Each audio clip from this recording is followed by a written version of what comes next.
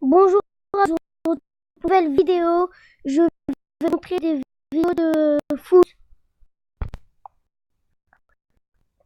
Abonnez-vous, n'oubliez pas à mettre des likes, à mettre des pouces bleus et n'oubliez pas de partager. C'est parti.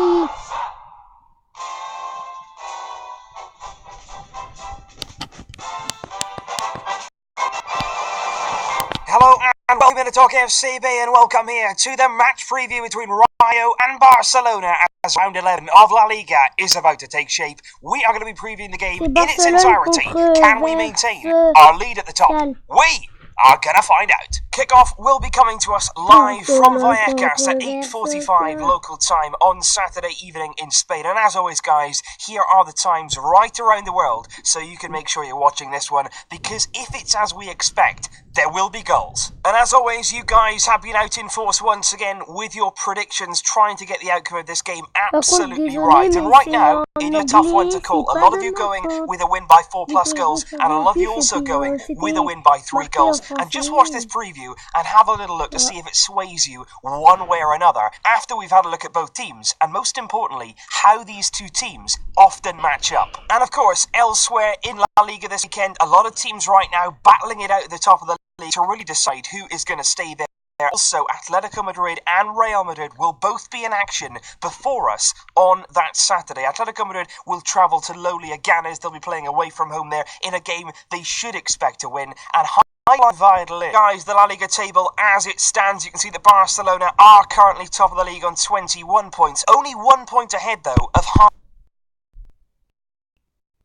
top 6. Then there's Levante, Getafe, and finally, there's Real Madrid. But with regards to Rayo against Barca, let's first of all start by discussing our opponents on the night, who have basically just been promoted from the Segunda Division, and they did so as champions of that division last season. They had exactly, though, enjoyed a dream return to the Spanish top flight. They've taken just 6 solitary points all season long from their opening 10 games, and sit just above last place in the league, with only Huesca in a worse start to the season so far. And again, it's only Huesca that Rayo do not have the worst record. When it got worse, then it's Rayo, who've conceded 20 goals in their opening 10 games so far, averaging 2 goals conceded every single game. And again, you've got a point. J'ai pris ma console et je vais aller affronter les supporters de Valence. Sur YouTube, c'est normal qu'il y a des pubs, hein. Sur YouTube, c'est normal qu'il y a des pubs, hein.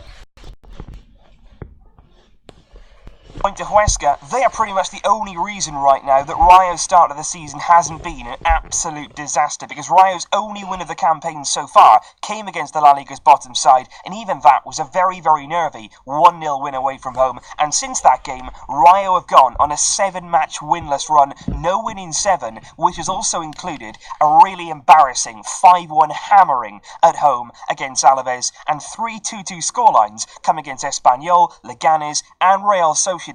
And that's why I think in many, many ways this game suits us down to a T. It suits us so well. It always has done. Rayo against Barcelona has always been a perfect matchup, simply because there is goals out there. There's goals to be had. They're always free-flowing games. There's always a lot of space. They concede a lot of chances, Rayo, and above all else, they concede an awful lot of goals. They're going to come out, they'll try to play, they try to be entertaining. Their matches are always good fun, but ultimately, with the kind of attacking players that we possess right now, we should fancy our chances of not only winning this game, but winning it comfortably. And with that said, I just want to highlight that exact point by taking a look over our previous meetings against Rayo Vallecano, which is really an absolute avalanche of goals. Our last meetings against them were back in the 2015-16 season. We beat them 5-1 away from home in the league and 5-2 at the Camp Nou. So it was just the 10 goals that season that we scored against Rayo. And if you actually take a look at our last 10 meetings against Rayo, which dates back to the 11-12 season, it reads as follows. Now, pay special attention to this, because this record is unbelievable. 10 matches played, our last 10 games, 10 wins, 10 out of 10, 48 goals scored and just the 5 conceded. 48 goals scored in our last 10 games against them. That's average of 4.8 goals per game. That is absolutely phenomenal. That is best head-to-head record I have ever seen doing any video. And what I can say is, I bet Rayo are really looking forward to this one. But before we all get ahead of ourselves here and get bowled over by confidence, there's one thing that will give Rayo just a little bit of slight belief going into this game, and that's simply regarding our away record in La Liga this season. Because quite simply, it isn't anywhere close to being good enough for a Barcelona side, and it is something that we have to improve upon, and we have to do that quickly. Because when you look at the best away records in the league, we're not at the top, we're not the best away team in the league, we're not even in the top 4, we're not even in the top 6 of the best away records in La Liga right now. We actually possess the 8th best away record in the league this season, having dropped 9 points so far on the road. And like I say, that has to improve. It's not good enough. We've got to be better away from home, not only in terms of results, but also in terms of performances. And the only thing really that made me feel a lot better about myself when I was looking at our poor away record and where we stand in the table, I then went and had a look where Real Madrid were in that away table. And this is actually despite them playing 1 more game than us away from home, having the chance to get 3 more points. But the answer to where they stand in the away table is 17th. They are nearly in the relegation zone away from home in La Liga this season, and that really did fill me with a lot of joy. But ultimately, guys, with everything considered, we are currently high on confidence. We're on a 4-match winning streak right now, playing the best football I think that we've seen so far this season. We are in a fantastic, fantastic moment, and this is a fixture, like I say, that usually goes our way, and usually goes our way comfortably. We should expect a win here, and not only that, we should expect a big one. We have to deliver that away from home. And now we will move swiftly on to the squad selection that Ernesto Valverde has chosen to face Rayo on Saturday, and it reads as follows: Marc-Andre Ter Stegen, Semedo, Piqué, Rakitic, Busquets, Coutinho, Arthur, Suarez, Dembele, Rafinha, Silliton, Longley, Albert, Munir, Roberto, Vidal, Carlos Alenia and Chumi make the squad, and there are many, many things to take from that. First of all, I am so pleased to see Alenia included in the squad, simply because il a encore une pub.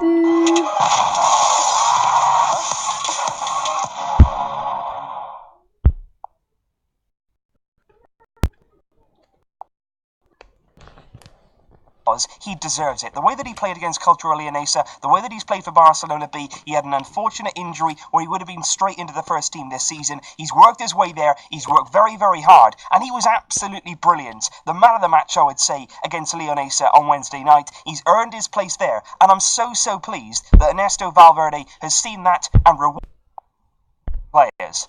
The flip side of this, though, is, of course, the omission, once again, of Malcolm. He's nowhere to be seen. He was played against Cultural Leonesa, played 80 minutes, and then again left out of this squad. There is no doubt in my mind now, something has gone on there. Something personal between either himself and Valverde, or the board and Valverde. Something has happened. Malcolm is being punished. And I think right now, to be perfectly honest, it looks extremely likely that we're going to see Malcolm potentially leaving in January. And now onto the team that I would pick to face Rayo on Saturday. Now obviously we do have the Inter game to think about on Tuesday, but I think Ernesto Valverde here is going to go strong. He's going to go strong, keep that confidence going. Not going to be an awful lot of rotation, but I think what we might see is a strong team to start the game, then you can bring players off, then you can rest them. I think we're going to see Ter Stegen. We're going to keep this back four as we've seen it against Real Madrid, because they've been growing in recent weeks and looking a lot better defensively. Longley and Piqué here at centre-back, they've been improving their partnership as time has gone on. But what I would do in midfield, I would make a very slight change. I think Busquets, obviously he didn't play on Wednesday, but I still think that we could do with maybe giving him a bit of rest, simply because he's a player who's very unique. Bon, voilà, la vidéo elle est terminée pour aujourd'hui. Voilà. N'oubliez pas à liker et à mettre des commentaires. Disez si c'était bien. Au revoir.